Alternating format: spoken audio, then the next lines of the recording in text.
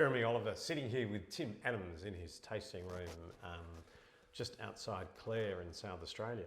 And we are tasting the Tim Adams Riesling from the 2023 vintage, and just having a little bit of a sniff, a little bit of a taste of this wine. I'm finding remarkable purity, precision and freshness. Now, why is that wine so precise and fresh? Mr. Mick always maintained that the best Rieslings in the district came from the highest part of the district, and that is really Clare through to Seven Hill and Polish Hill, you know, as far down as Penwortham South. There's a discussion around whether or not Watervale fits into that in terms of quality Watervale Riesling. There's a strong element of people who love Watervale Riesling. I tend to favour the areas that are a little bit further north than that for elegance, and I think we certainly favour slopes that are facing east, so morning sun and not too much afternoon sun leads to elegance, delicacy, and the art, I think, of making good Riesling is doing as little as possible. And then once you get this into your cellar, you're being very, very brutal on what actually goes into this. Absolutely. Only the first 500 litres per tonne, so only 50% of the yield, really, the maximum yield being 750 litres. So let's talk in practical sense. Your Riesling, your juice and the skins and seeds are in the press. What are you doing and what are you not doing? We're not pressing.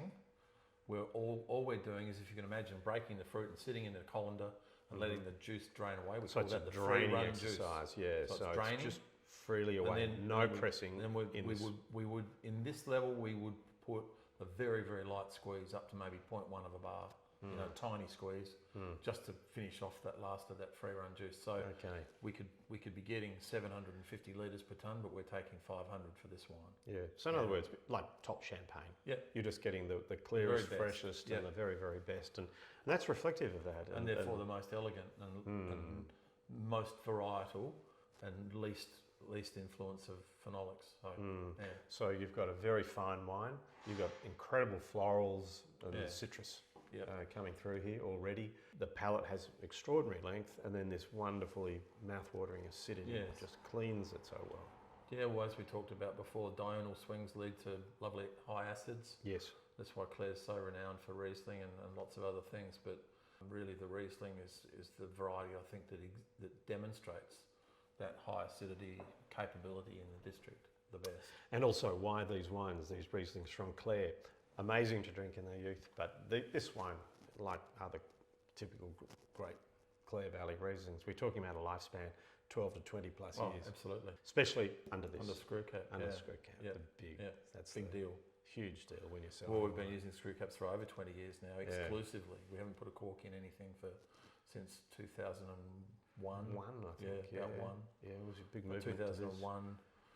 The district changed as a whole over a sort of 18-month or 2-year period. The whole district changed to all screw caps in Riesling, and then basically all screw caps in everything.